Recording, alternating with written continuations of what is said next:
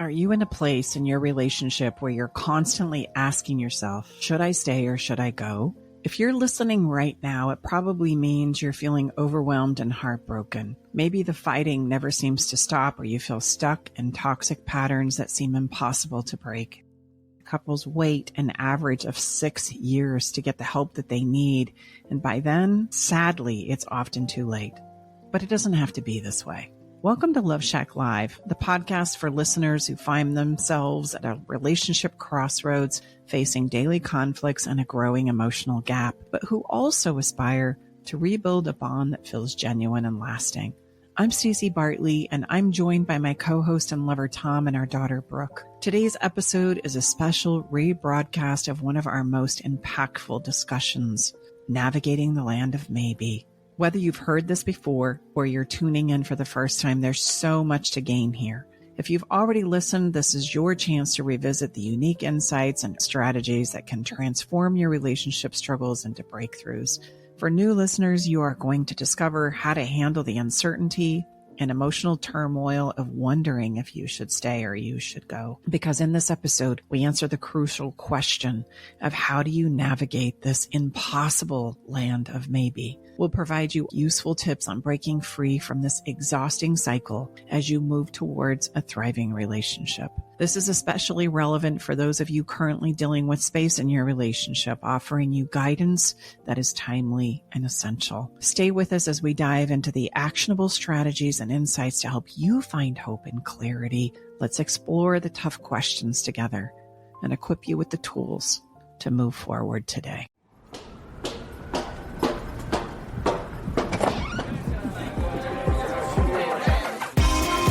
Hey, thank you for coming. Welcome to the Love Shack.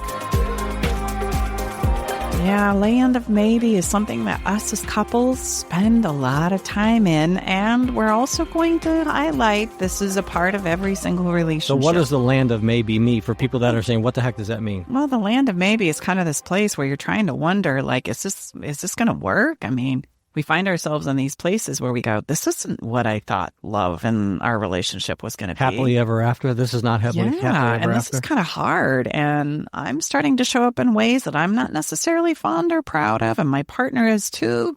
And we just kind of cross our fingers and hope this is going to go a little better. This is usually the time, especially if we're newly together in a committed relationship, where we're saying to ourselves in our own minds, or what we say in our body of work, babe, the movie, just don't be a problem. It's going to pass. It's okay. It's no big deal. You know, we start to just kind of start to minimize these things that we know are not working for us, big and small. So could this also be a place where people that maybe have been together for, say, an extended period of time as well? Oh, absolutely. In fact, this usually plays out in that regard. And so, you know, as we like to say, a little problem now, big problem later. There are things that when we co-create or come together as a couple that need to be vetted out. And I think the thing that we don't understand and realize as human beings is that having things that don't work for us in our relationships is absolutely normal. And that prevents us from being able to navigate through these moments of being in the land of maybe, where it's like, oh, holy cow, I didn't know this was part of us. I didn't know this was part of our relationship. I didn't know this was going to be the way this was all going to go down. Because on the front side, we all make up this incredible vision, thank goodness, that it's going to go a certain way. And when we become disappointed or disenchanted by what it is that's actually playing out, oftentimes we just don't know how to handle it. And what we find ourselves in is that land of maybe. And unfortunately, and this is why we're doing this episode, is couples spend their entire relationship in the land of maybe. Yeah, so we're going to do everything we can to help you understand it and then give you actionable strategies and some skills and tips to get you out of the land of maybe. We're not supposed to hang out in the land of maybe. It's supposed to be a place of navigating through the land of maybe. Staci and I have both been there. It is, I would say, one of the maybe the most difficult place I've ever been in relationship-wise. And yes, we find our clients have hung out there too long. And guess what? You're going to run out of gas, emotional gas. You cannot stay there. And some people choose to. And it's why a lot of destruction happens with themselves, with their physicality, with their emotions and their emotional body, you know, as well as their physical body. And it's also types of breakdowns happen. It's also responsible for a lot of impact on kids, on our money, our health, our careers.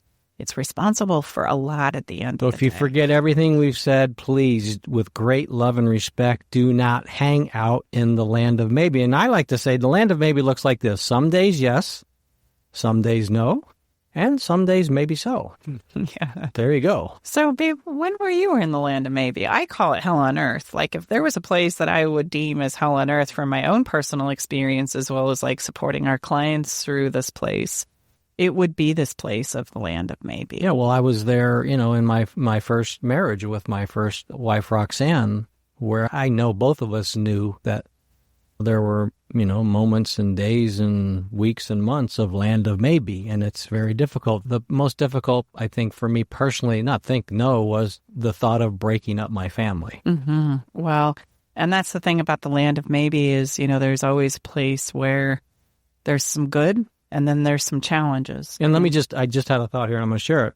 We're not at all saying or suggesting that if you're in the land of maybe, you're not going to make it. You can't do a redo and restart and make it better than before. Absolutely not. That was simply my choice and my experience. But we want you to know, and we have success doing this, bringing people together in this very difficult place and having them create a redo. In fact, we're going to share some clients that come top of mind that came to us in this very difficult place, and now they're doing better than ever. So, well, yeah, I love that you brought that up. Janet and Rich, Yep. Some clients that were in a really challenging place when they reached out and became part of our Love for a Lifetime program.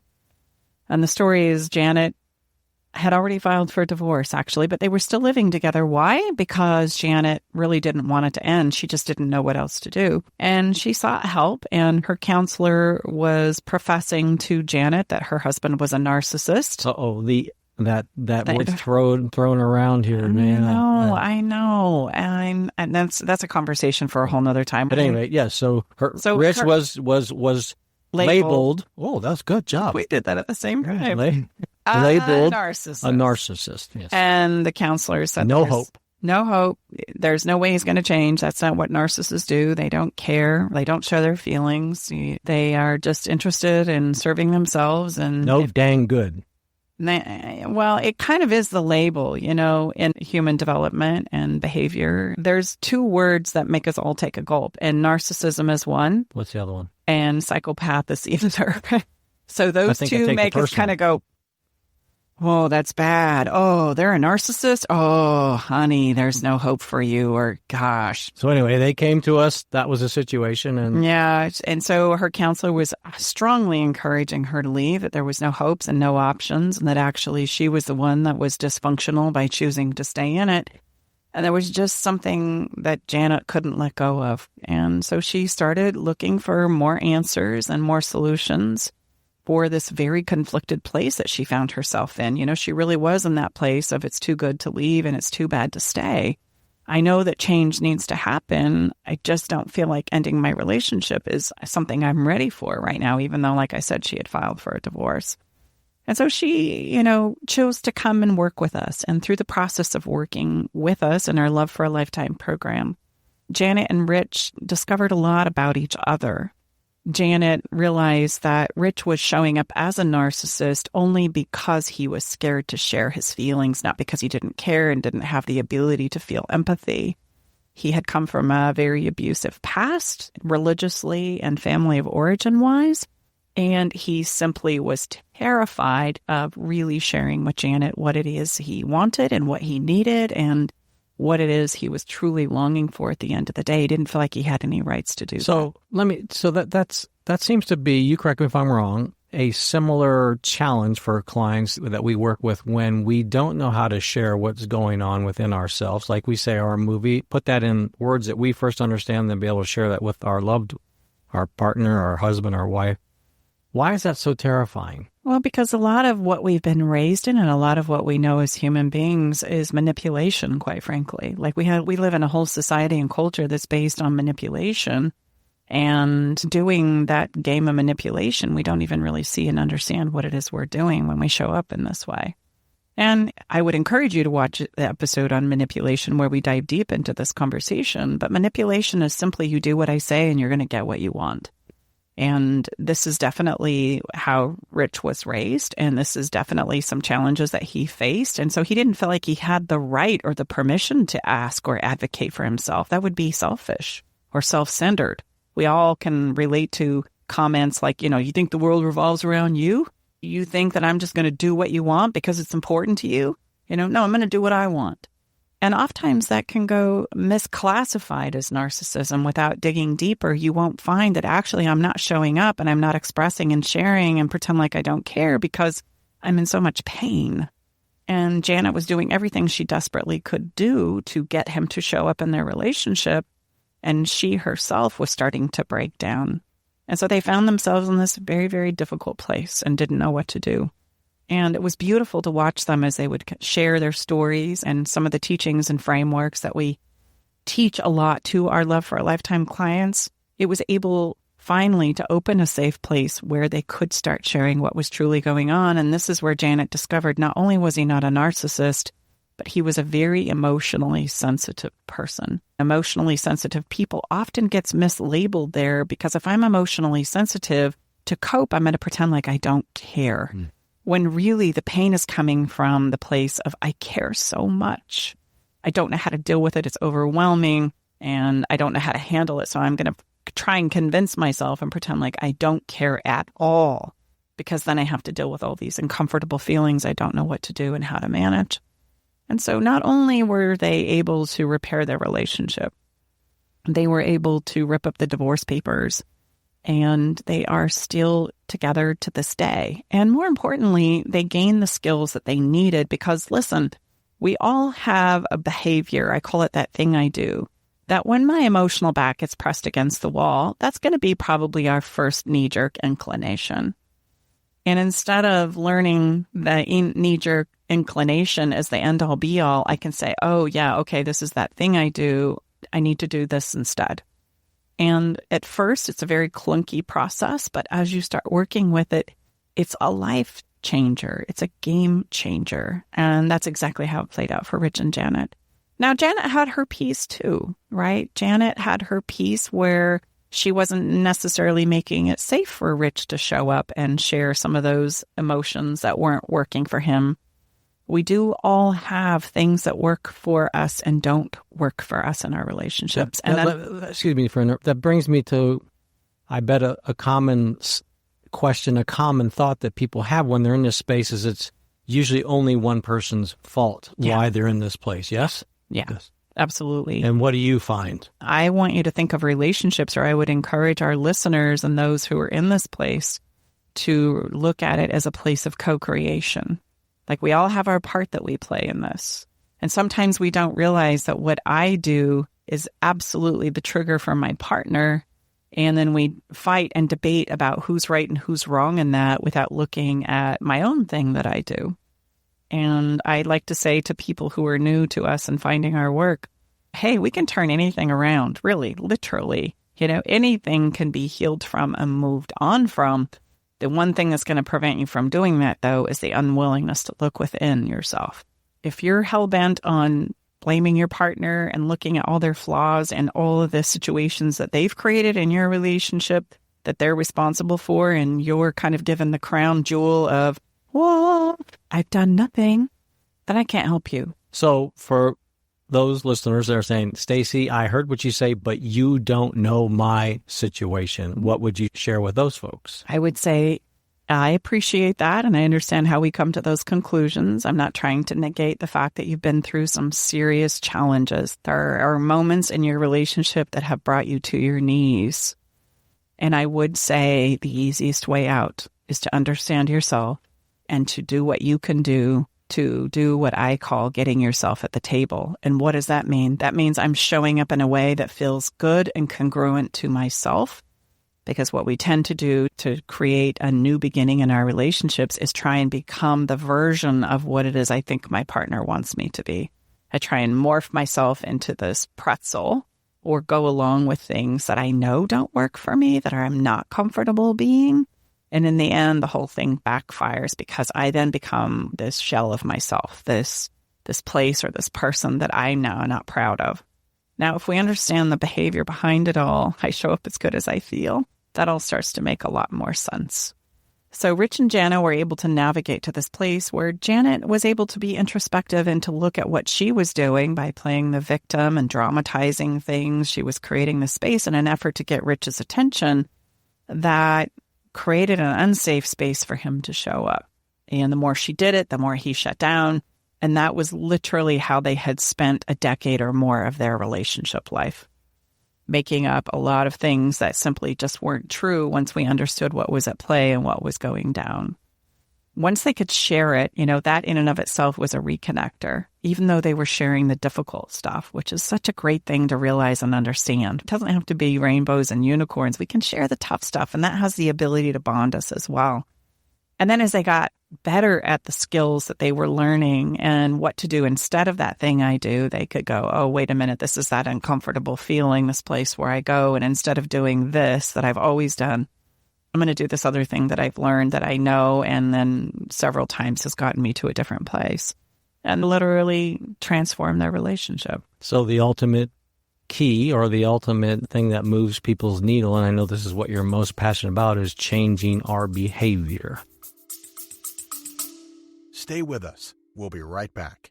Navigating the silent, complex moments of separation or your partner's need for space can feel like walking through a maze without a map. If this sounds familiar, know that you are not alone. This journey, filled with uncertainties and introspection, requires a gentle, understanding guide. Hey, I'm Brooke from Love Shack Live. We see you, and more importantly, we get it. That's why we created the Separation Support Bundle, a collection of resources designed to not just guide you through separation, but to offer comfort and clarity during these times. Our separation guide offers insights and support to help make sense of your emotions and the process of separation. And for those moments when words escape you, our guide on 10 texts to send when navigating space provides thoughtful prompts to help communicate with compassion, plus a soothing separation meditation to help ease the overwhelming moments. Because sometimes all we need is a starting point or a way to start feeling okay again. Remember, you don't have to journey through these complexities of separation alone. Our Separation Support Bundle is here to accompany you,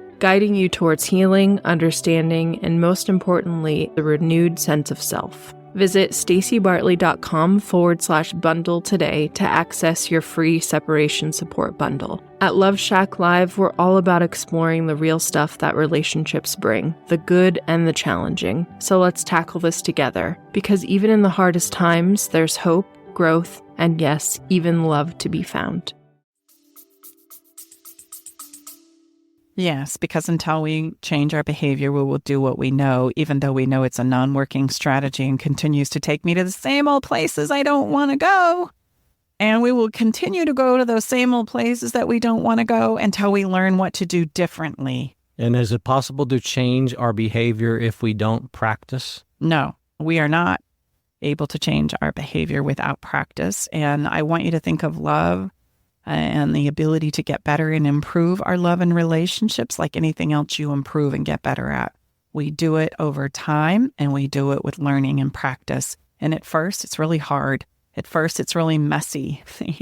And so, it's kind of ironic when we think, oh, okay, this relationship is not really working for me. I got to do something different. And we think a new relationship is going to do that. And then we find ourselves showing up in the same way in the new relationship. And inevitably, most often, we find ourselves creating very similar situations to the one that we were trying to escape, not realizing it's my behavior. It's where I go when my back is pressed against the wall emotionally. And it's the emotion that gets us. It's the triggers that get us. Logically, it doesn't make any sense, but we go to these places that we don't want to talk about, we don't want to identify, and we don't want to learn about. And so it prevents us from getting better at it.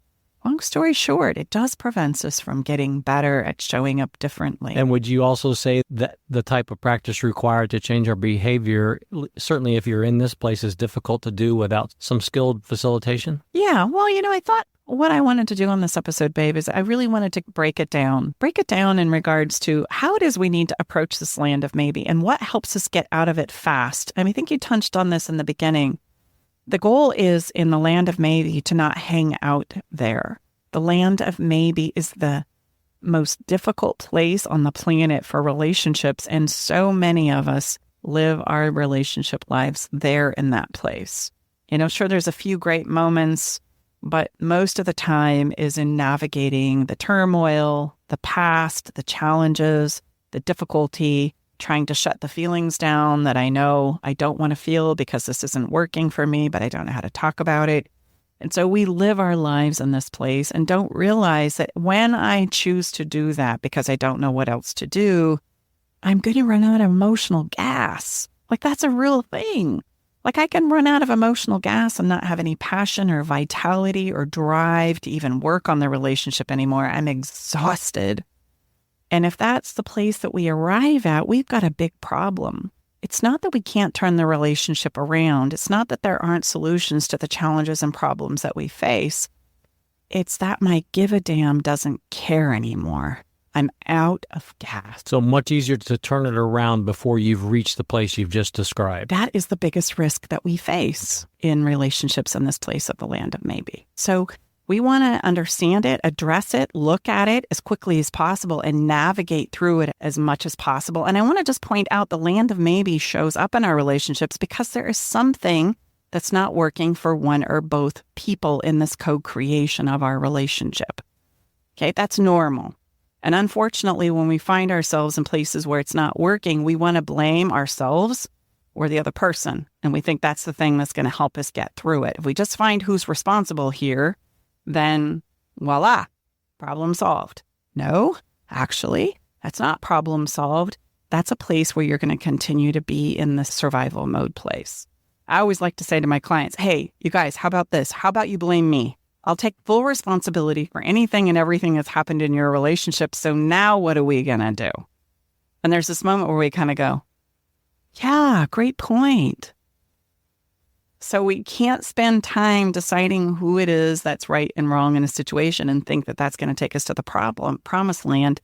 We need to think of solutions. And so I have some tips here that I want to pass along for you that help you kind of look at this place in the land of maybe. Before you get into the tips, I have a question I think some of our listeners might be wondering. Like, how do you know if you're in the land of maybe? What does it feel like? And the thing that comes up for me is laying in bed next to your partner and feeling the loneliest you've ever felt in your life.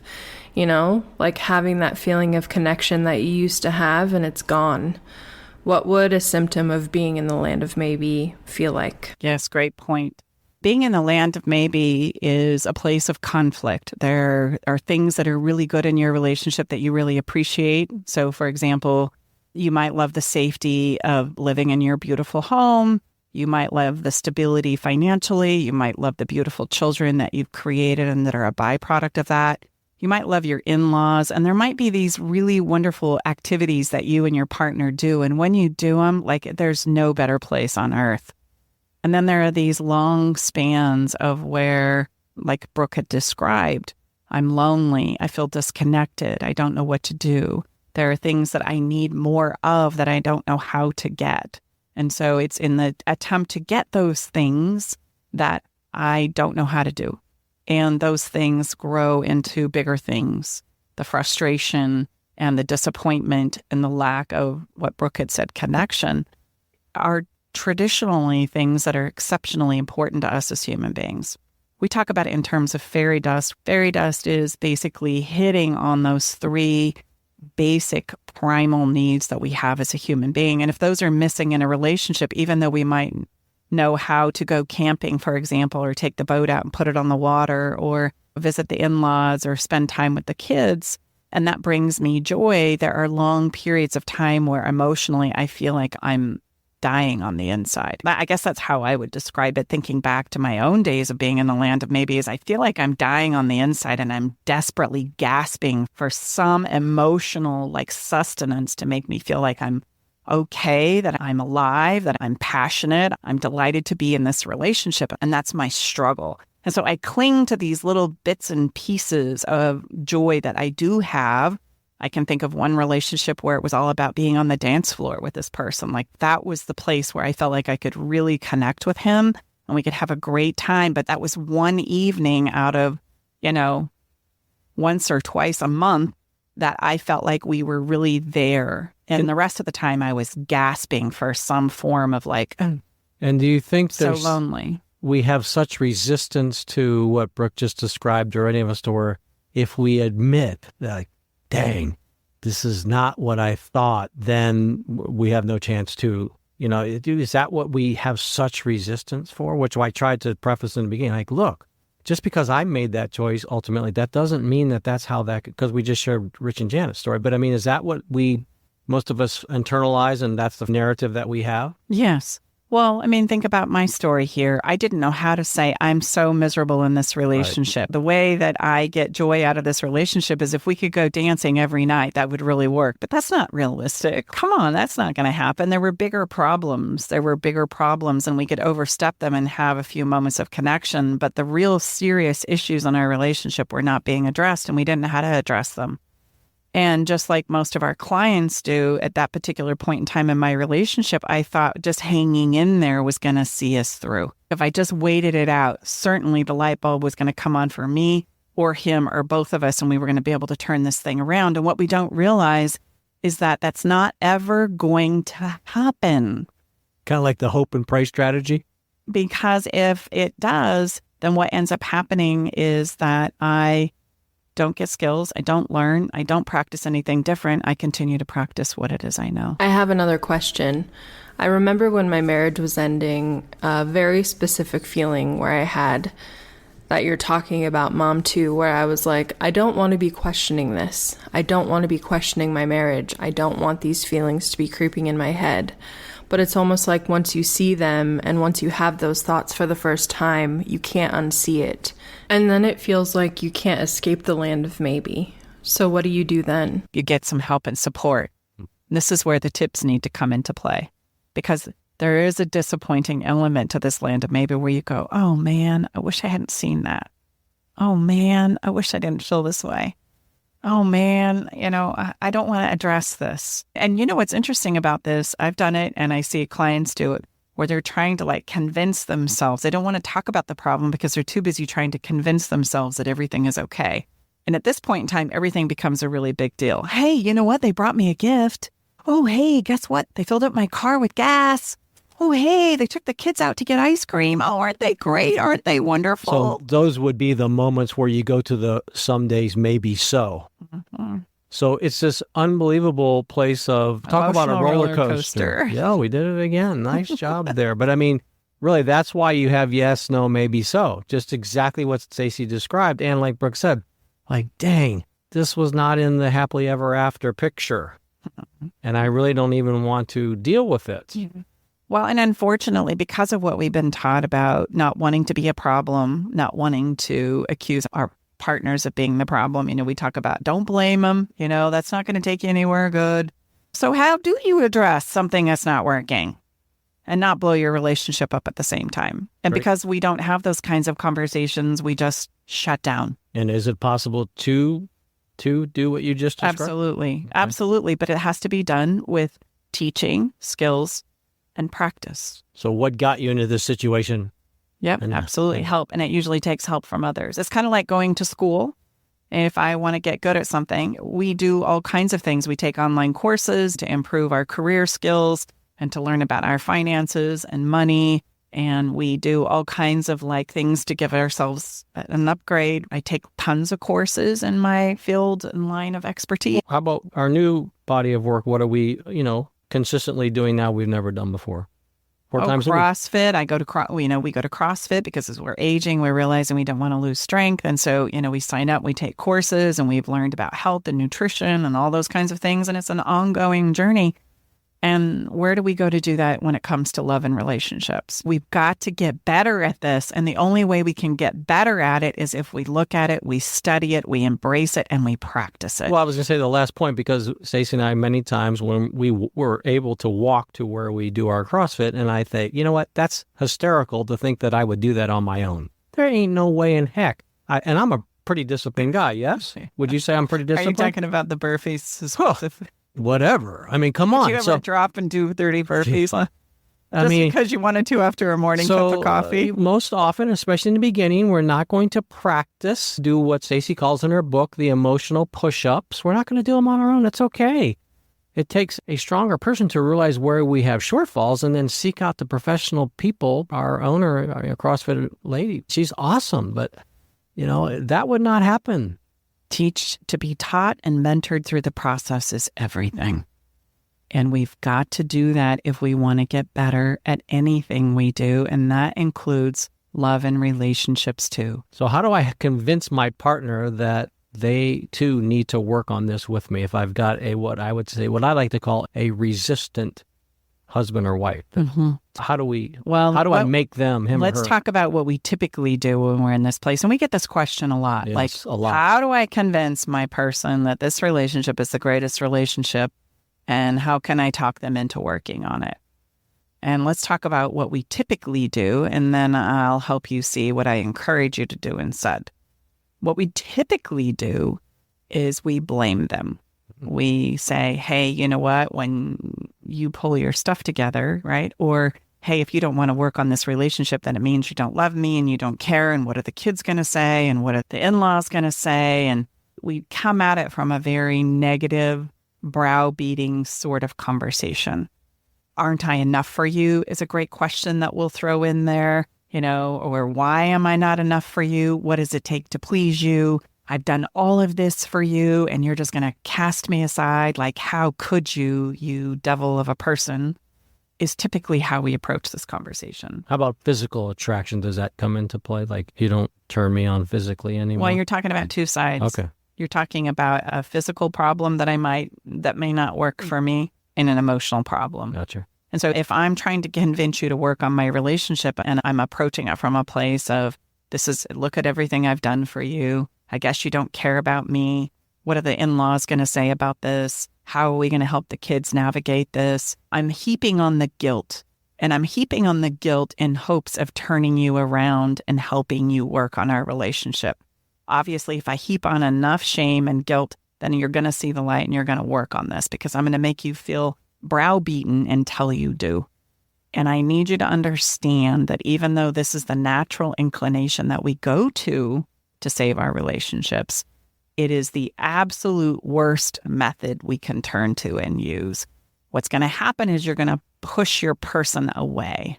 They're going to shut down. They're not going to want to work on their relationship. Nobody wants to go into a session and come out feeling worse than when they walked in. Like, who wants to do that?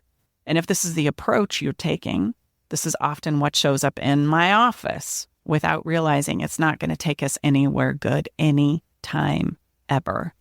And I use that word very lightly. Ever and never and anything and always are words that I encourage you to stay away from. But in this particular instance, we cannot beat somebody up enough to motivate them to truly change and create the behavior that they need to have a successful relationship. So what I would encourage you to do instead, if you really want to give it a last go, is tell them how much you care. Tell them how much this relationship means to you and why. And you might be saying to yourself, oh, but Staci, that's really vulnerable. I can't go there. Like, that's crazy. Why would I open myself up? And I'm going to say back to you, well, what are your options? If you're not going to tell them how much you care and how much this relationship means to you now, then when would be a better time? Okay, let's say, you're feeling really bummed, banged up, and there's obviously some things that haven't been done as good as they could have been on both sides, your side and your partner's side. How might that sound? Give somebody a sentence or a couple sentences that they could take home right now and use. Well, I'll give you a real life situation. I remember being in the land of maybe with my second husband. Ooh, I thought that was 13 years. Oh, you did. Did your armpits get sweaty? I wasn't sure. Maybe we had something to talk about on air here. Honey, we're going to do it right here. We're going to solve this here and now. Okay. I was admittedly the one that was saying, I don't think I can do this anymore. I'm so out of gas after 13 years of trying to figure this out. And he, instead of him saying, I love you, I want to work on this relationship, let's not break up our family, I'm willing to do whatever I can do to save our relationship, he turned it around and said, well, it's because of you this isn't working. You've done this, and this to destroy our lives. And some of that may have been true or not been true, but the fact that he approached it that way and continued to bang on that in spite of me going back to, no, wait a minute, there was addiction in this, and wait a minute, there was bipolar in this, and wait a minute, there was infidelity on your part in this. How in the world can you not take any responsibility for this? And that's where I got hung up and thought, if you're not even willing to take responsibility and you're going to blame this all on me, then I've got nothing to work with here. There's my sign. And that's why it's so important. You can overstep all of that if you just simply communicate how much you care and how much you want this relationship So give us a to precise example so people, how would you phrase it? Short and sweet. Okay, short and sweet is, hey, you know what, sweetie? I know our relationship is really struggling right now. And I know that I'm unhappy and you're probably unhappy if I had to guess. But what I want you to know is that I really care about us and I care about you. And I really want this to work out. I really want this to go well. So could we get some help and support? And would you be willing to work on this relationship with me? I'm willing to do my part to turn it around. Would you be willing to do yours? I love you. And I love you is something that's difficult for us to say, especially when we're upset and we're frustrated and we're disappointed. But think about it. That's why you're disappointed, frustrated, and upset is because you care so much, because you want this to go well. And so we've got to dig down and we've got to pull those things out because we have a higher percentage and chance of enrolling our partner into working on our relationship if I come from that place than if I come from the place of that guilt and shame, which is traditionally where I go. We can't beat somebody up enough. It's just a human behavior principle. I can't beat them up enough to influence them or to encourage them or motivate them to work on our relationship. Enough times that's the track that we take. I also want you to know that feeling conflicted in the land of maybe is totally normal. Like, that's normal. And we're all going to have a place where we're conflicted in our relationships at times where we kind of go, oh man, didn't know this is part of the deal. And in fact, in the spirit of full disclosure, Tom and I have had that same experience in our relationship pretty early on. And I'm just going to check in with him right now. I mean, are you feeling it now? I am all in. Again, as Staci shared, look, you can have moments of this. You'll slip into this, but when you can get good at cleaning up your hot mess, when you're a hot mess, cleaning it up fast and efficiently and effectively, that's really the game changer for happily ever after. That's it, in my opinion, is being able to realize, look, we all make messes. We're humans. That Staci loves to remind us that. So it's not as if it's not going to happen, but build for that. Mm-hmm. And I love you. I love you very much. I love you too. At least today, anyway. No. Today's looking pretty good. Yeah, I think we're good. So that's a key thing that I want you to remember in this. If by chance you find yourself in a difficult place right now, being in the land of maybe is normal to feel conflicted. That's telling you you're in the land of maybe, that there are things that are great and that you love about your relationship, but there are also some things that are not working. And it's addressing the things that aren't working and learning how to get through them that are going to help us navigate through the land of maybe as quickly and effectively and efficiently as possible. Speaking of that, though, do you find when people say, okay, I can't do this anymore, then is there all of a sudden a rush to thinking that it has to end? Well, that's my second tip is yes, because when we're in a tremendous amount of pain and we don't know what to do about it, we got to do something now. Like, hurry. Right. How are we going to solve this? What do you got? And you'd better start showing up differently. You're like, right now, today, or it's over. It's curtains. And that's just a sign that we're in a tremendous amount of pain and we don't know what to do about it. And so we tend to get anxious about it. And when we get anxious, we speed up internally as well as our actions and our behavior speed up. And then we feel like we got to do something to stop the pain, to shut it down, to find the answers. And I need you to understand that actually what's going to really help you navigate through this better is to slow down. And the slowing down helps us utilize different parts of our brain. It helps us think things through. And if we slow down, we're also going to be able to see and understand, and more importantly, get complete with the things that aren't working. So many relationships end with a feeling of incompleteness. And that's a difficult place for us to live as we attempt to rebuild our lives. There are things that have gone unsaid, things that have gone unexplored, and things that have gone unlearned out of the relationship. And in the wisdom of our bodies, in our minds and in our souls, we have this uncanny way of recreating them again in a different circumstance to give us yet another opportunity to learn and see and grow. And I would assert that if you aren't able to get complete, especially in this very important and difficult place, it's going to lead to a lot of regret. Mm-hmm. So the greatest thing we can do is slow down, realize there's time to figure this out. And in fact, if you want this to go really well, you must slow down. Next, I would encourage you to search. If you're feeling conflicted, that means I need more information. That means I need to try new things. So I'm going to encourage you to search for things that make sense, things that resonate, answers that you're needing, and maybe even help and support in bringing up those difficult conversations that you don't know how to have. They need to come up. And remember that having things in our relationships that don't work, that's normal. Everybody has things that don't work, especially from time to time in the relationship, because we're individuals and we all have different needs and wants in our relationships. And then the next thing I'm going to encourage you to do is switch it up. I can't tell you how many times couples come in and one says, I just need to move out of our bedroom. And I go, do it. Move down the hall, go 2 bedrooms down and see what it's like to sleep without your partner. And oftentimes this is the place where it's like, oh, actually come to realize I really thought I was done and I didn't like you, but I miss you. It creates a totally different emotional experience. So you're not necessarily saying moving out of it, just changing up the arrangement of within the same house. It's kind of like when we become scared, it's like nobody move. And we become paralyzed in place and nobody wants to do anything for fear it's going to be the wrong thing, without realizing what's going to help you understand what's available here is to do something different, switch it up, create. And that's the principle of contrast that maybe we should talk about at another time as well. But we need that. We need that to see and understand things that we've just grown numb to because we've been in so much frustration and pain for a long period of time. So we need to seek new learning. We need to seek information, new ideas, new perspectives, and then we need to switch it up. And that's going to help us see and understand ourselves and our partners and our relationship from a totally different place. That's the greatest gift we can give ourselves. So we've got listeners out there. Let's say we have listeners out there that makes a lot of sense to him or her that's listening, but we have that resistant partner. Are we done, or can one person literally change the trajectory of a relationship? Aha, well, here's the fun part. If somebody gets started and somebody does something different, that's switching it up. That's everything we just talked about. Okay. And you bring that back to the relationship. This happens a lot in our world as well, where somebody gets going and starts showing up differently in the relationship, and the partner sometimes are like, hey, knock it off. Like, this is working and it makes me uncomfortable. Because I don't want to admit that this works. I don't want to admit that we have problems. I would say we have at least, off. Sometimes the percentages are different, but I would say overall in our 10 years, I would bet at least half of the clients that come to us that are coupled start individually, yes? Yes, absolutely. Okay. And then the partner goes, okay, fine, this is working. And I always share with people when I'm talking on the phone, we've been called some things that aren't so nice to, and like, I'm never going to work with those bleep people in California, right? And lo and behold, they do.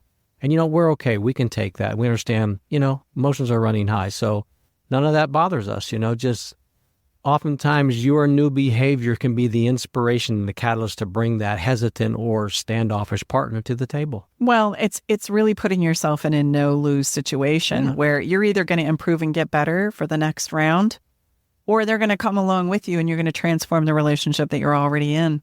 So a true win-win. It's a true win-win. And oftentimes I want to just say this, as partners, we have our partner, our respective partner, as a catalyst. So, sometimes, in the spirit of full disclosure, let me just say what it is I'm trying to say, and as I'm stumbling over my words here. I wanted to go back to CrossFit. You didn't. And I finally said, a minute. No, it's very true. Very true. And I said, okay, we're doing this. Come on, you're either coming with me or you're not. And that was the catalyst that Tom needed to go, yeah, okay, you're right, probably right. If I would have sat around and waited, we probably still wouldn't be doing CrossFit. And there's times where Tom will say, okay, enough, Staci. It's time for us to get the heck out of here. Stop working. Let's go have some fun. He does that for me too. We're gonna go to the wine country this weekend. I'll go, oh, I don't know. I get in the car because we're leaving. And okay, that's the catalyst to help us knock ourselves out of these patterns that we can get into as human beings. And that really is one of the core benefits of being in a relationship. So if we sit around waiting for everybody to be on the same page, which very typically they're not, then we lose the gift sometimes that we can bring to the relationship and saying, hey, we got to do something about this. Come on, I got this idea. Let's try it. So much better to try something and decide it doesn't work than not to try anything new at all, because then we become literally stuck in these patterns of breakdown, which is the last thing I want to say about this place. If you know you're in a pattern of breakdown, and we know when we're there. Yes, we do. We know when things are not getting better. It's not working through a tough time, actually. It's like everything is getting more and more difficult. Our health is getting more difficult. The kids are getting more difficult. The career is getting more difficult. It's in a process of breakdown. That's very different than breakthrough. Breakthrough means we're still going through a really difficult time, but things are feeling a little bit better. We're getting better at this. I'm starting to see a light at the end of the tunnel. And that's knowing that you're working your way through the land of maybe. So if you find yourself in a place of breakdown and you've been there for a while, it's really imperative that you do something to switch it up, that you learn something new, that you do something different, because you're literally stuck in a pattern that becomes very quickly a prison. And your relationship will run out of gas, and somebody's going to choose to end it. It's kind of like you who runs out of gas will end it. Not because they don't love you, not because they don't care about you, not because there aren't great things present in this relationship, but it just sounds like this. I just can't do this anymore. I'm out of gas. And I like to remind us, we've all heard that in our circle. Some version of, gosh, you're not staying together. Yeah, I just can't do this anymore. Well, yeah, you can't, because none of us, if we're not doing things to continually, I love Brendan Bouchard, the power plant doesn't produce energy. The power plant creates energy. So if you're not creating daily new energies, guess what? We're going to run out of gas. Yeah. And it can't come from a place of banging on the problem or the challenge that you're finding yourself in, which is what we know to do. It's finding solutions to move through it. That's going to be the ticket out of this place called the land of maybe. And if you feel like you can't do this on your own, this is exactly what we specialize helping people. Why? Because Staci and I have both been there, and it's what we wish we had access to when we were going through it ourselves. Mm-hmm. So reach out to us if you need some help. This is what we do.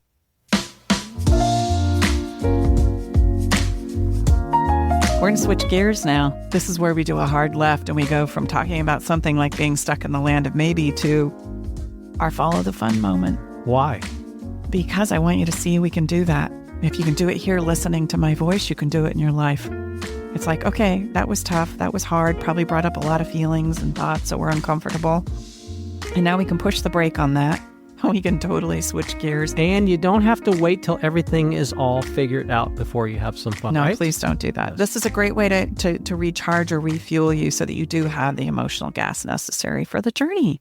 It's important. That's why we include it in every single episode we have ever done and will ever do. There has to be a little bit of fun in here to remind us all, okay, look, that was hard. And I have to add that having fun is the antidote to the land of maybe. Yes.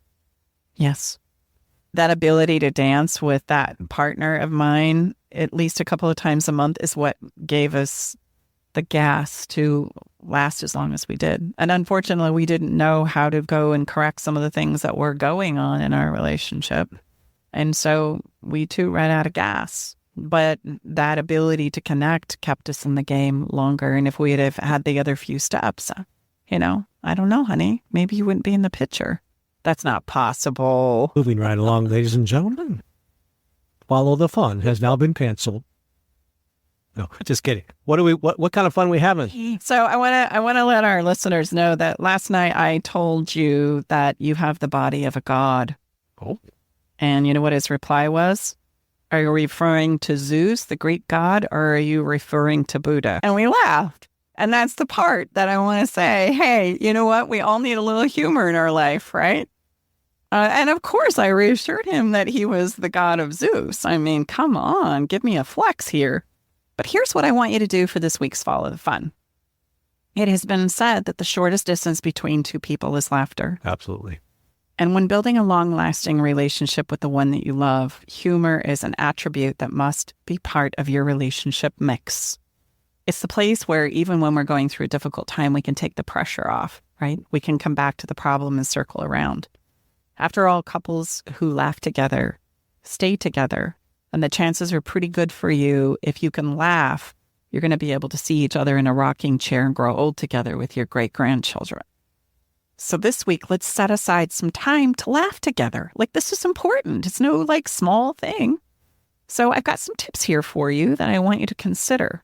And the first one is really simple, prepare a meal and just look up some jokes online. There's hundreds of them. I did a little search on relationship jokes and I had hundreds of them pop up. So take turns like sharing some jokes, right? Laughing about it. It's great fun. I get laughing. I feel a little bit better. It's really good. And it switches up our entire chemistry. And it doesn't take much. So that's number one. That's simple. That's easy. Anybody can do that. Number two, if you want to get wild and crazy, how about you pick up some tickets to a local comedy club? Why don't you get out and really shuffle the deck, really create some contrast in your life? Go see somebody, even if it's somebody you don't know. It's going to be a new experience regardless of how you slice it. And I've not been to a comedy club where at least a handful of jokes have made it worth the ticket price. Number three, do an in-home comedy night. Stream your favorite comedians on Hulu or Netflix or Amazon or whatever your streaming device is. They have so many to choose from. You can pull up your favorites. Mine happens to be Ron White. You know, he's kind of crass and funny. And Fluffy's incredibly fun. Fluffy's incredible as well. Gabriel Iglesias. Yeah. Those are a couple of our favorites that we'll pass along to you. Check those out. You can do it right in the comfort of your own home. How about watch a movie that you both know makes you laugh? Which movie comes to that right immediately? For me, Liar, Liar. If I'm feeling down and blue, that's going to be my go-to for sure. And if you're feeling really brave, and this is where I need to give you a fist bump, babe. Like, Tom's even gone to an impromptu comedy, class. I bribed him with a massage first and then drug him into an impromptu class where you're doing things on the fly. And you know what? You're really kind of funny. Put your problems on the shelf for a minute, throw back your head, and give yourself a moment to howl in laughter. Okay? That's the follow the fun moment. So, as we wrap up this episode, we're going to leave you with a song. Today's a great one. Why don't you tell us about? Well, I was doing some early work this morning, and it was very respectful. Staci likes to sleep a little bit longer than me, but that as we got closer to the time when I knew it was time for starting to wake Staci up, a little bit longer it takes Staci to get up than it does me. So I've got to kind of build in the time so we're not late for CrossFit, because if we're late, we have to do frickin' burpees. So that's a non-option. But at any rate, I just turned on Pandora and just, lightly, not too loud. And lo and behold, a few songs in, which was perfect timing when Staci needed to get up, Staci was already up. She said, "That's our song for today's episode." And man, and I love this song. Mm-hmm. It's Diana Krall. Yeah, when she rocks. And the title of the song is Why Should I Care? And I love this because it does speak to this place of the land of maybe. Mm-hmm. And the song begins and opens with, was there something more I could have done? Or was I not meant to be with you? You're the one. Someone always wants to leave and someone always wants to stay. Why should I care? Why should I care about this? And it's a beautiful song, and you can check this song out on our website. We have a Spotify playlist as well, Love Shack playlist. You can check it out on Spotify, and if you want, you can check it out on our website. But this is a great place to feel the essence of what it is we've been talking with you about today. So, and I love music, and so I get to choose whether I'm going to include this in the show or not. So that's why we always have a song. I hope you enjoy it. Okay. I think that's a wrap for today, honey. I just can't overemphasize. This is a place that Staci and I have such empathy, and it really hits close to our hearts because we've been there ourselves and we know people struggle. And I would say when we're in this place, even my own two brothers, who are my best of friends, didn't even know to the degree of what I was navigating and how much I was suffering. So the point there, I share that to this is not what we go down to the water cooler and say, "How's it going, Fred? Great. My marriage is coming apart." We just don't share that. So I cannot overemphasize, do not hang out here and reach out to us. This is what we specialize in, and it is a place that we can help facilitate great transformation in your life. However it goes, what we know it has to go is go well. Mm-hmm. In the absence of going well, it will cause a lot of challenges and problems long term. Yeah. Been great to be here with you today inside the Love Shack. We're Tom and Staci Bartley, hosts of the Love Shack live show. Thanks for being here and spending some of your precious time in the Love Shack with us today. Come on back next week as we continue to share some additional ways for you to improve your love, sex, and relationships.